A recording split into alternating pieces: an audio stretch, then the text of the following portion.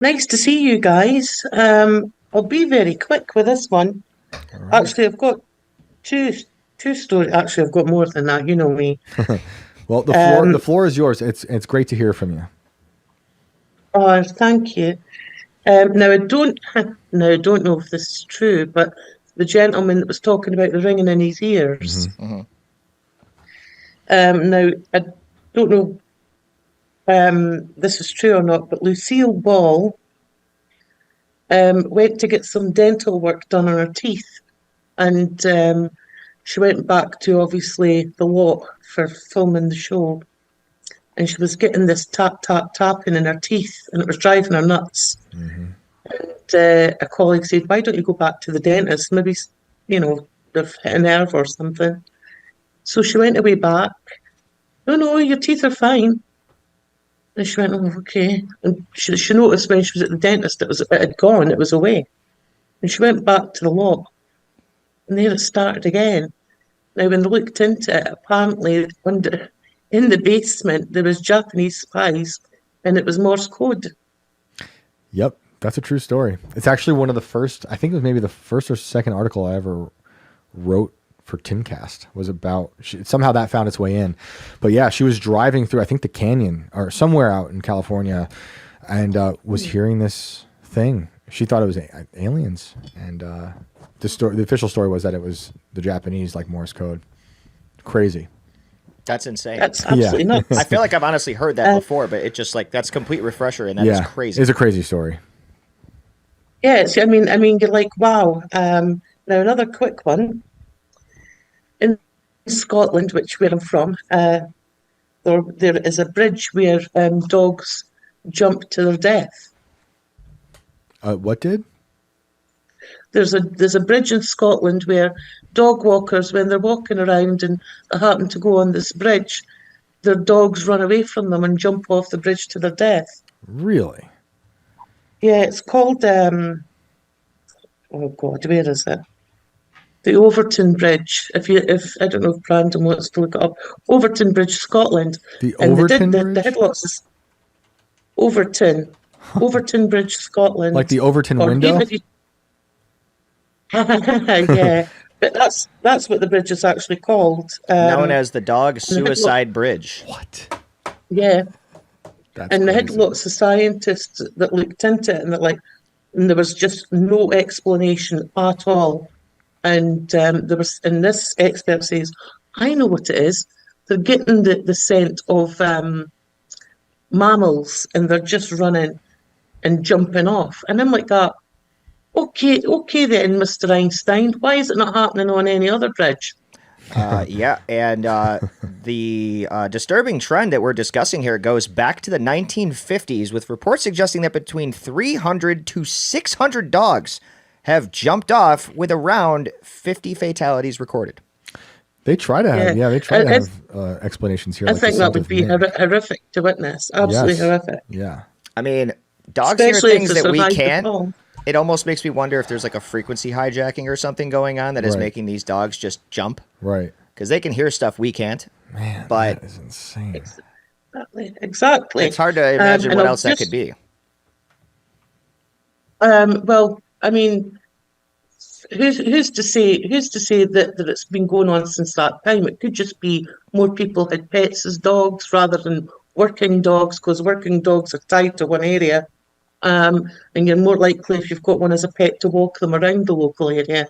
And then obviously more pets, more incidences of this happening. It could be something to do with ley lines. I Yeah, don't know. people do say the ley lines could drive people, or animals to do crazy stuff. I'm about to repeat what is a horrible, horrible story. So listener beware. But this is from the Overton Bridge. You might know this story, Catherine. In October Yeah. 1994, a paranoid schizophrenic father threw his 2-week-old son to his death from the bridge because he believed his son was an incarnation of the devil. Holy moly. And then he attempted to Yeah, I commit think I think suicide.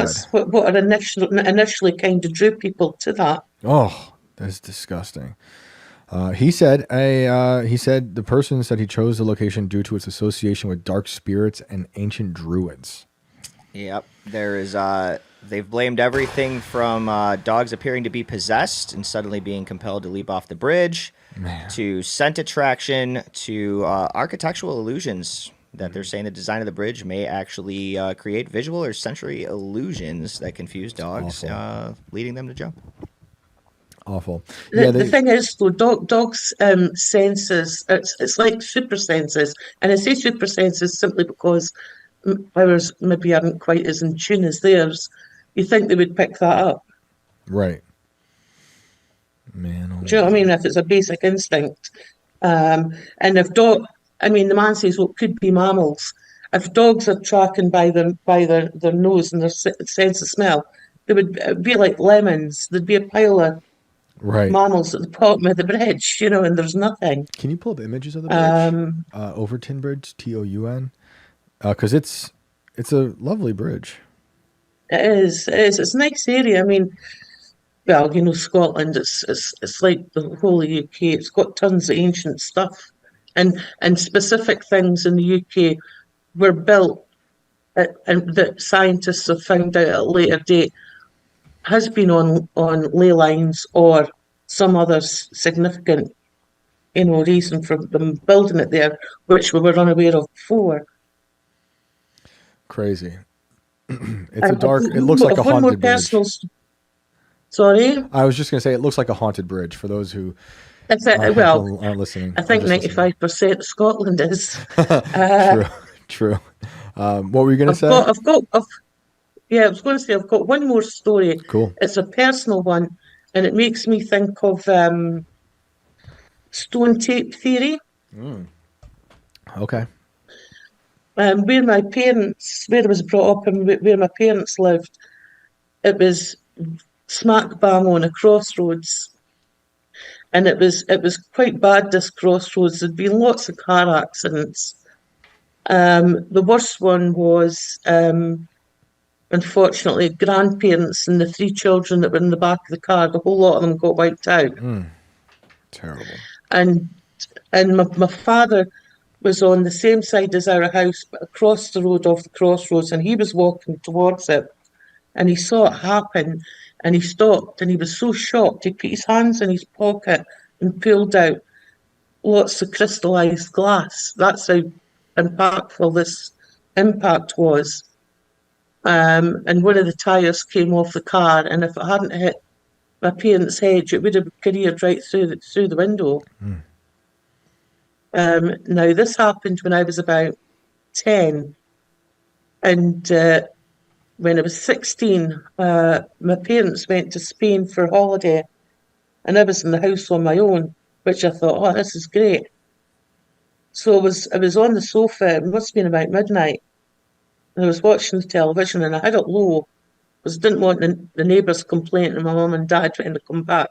Oh, she's making a racket. So anyway, I was just watching this film or whatever, and I heard this almighty crash. And I went, oh God, because you think, not again. Well, I heard the brakes. It was like brakes. Just I didn't actually hear an impact, but I heard screeching brakes.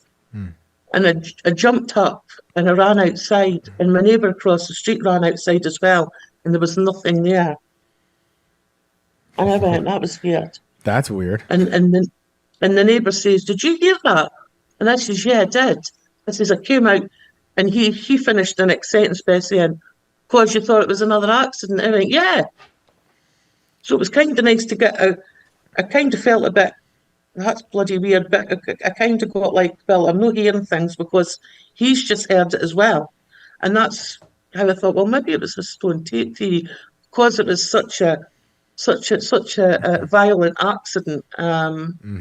For those who don't know, the stone tape theory is like trauma, energy from trauma. The theory is can be trapped into a like solid object. People talk about pieces of a house absorbing a traumatic death that could lead to a haunting. So that's really interesting that your neighbor heard it as well. Did you ever hear anything like that again? No, but well, like probably mentioned it ages ago about the coffin mill that we have in the city. Remind us. It's the mill that's shaped like a coffin, and it has two buildings with a connecting walkway, sort of Right. gantry between one side of the building and the other. Mm-hmm. And I remember my mum telling me that she saw a ghost walking across the gantry when she was little.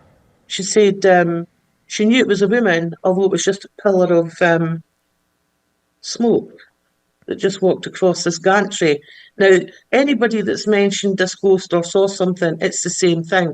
It's this woman just walking across this bridge, this gantry, and there's nobody else that could be up there because, well, at that time, I mean, it was really old mill, and parts of that gantry were missing.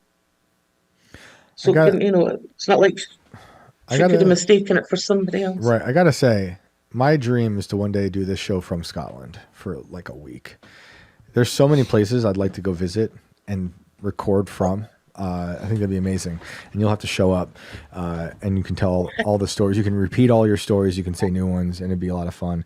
But Scotland is a pretty wild place. Somebody suggested that we actually summon Catherine every time that we talk about the Loch Ness Monster. I thought about her when I heard Loch Ness, when I said Loch Ness. Yeah.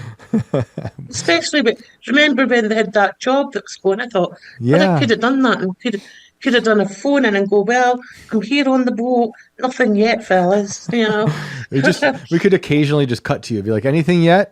And you look out, nothing yet. Okay, we'll talk tomorrow. It's like our own little weatherman for the Loch Ness. Yeah, that would be nuts. That'd be amazing.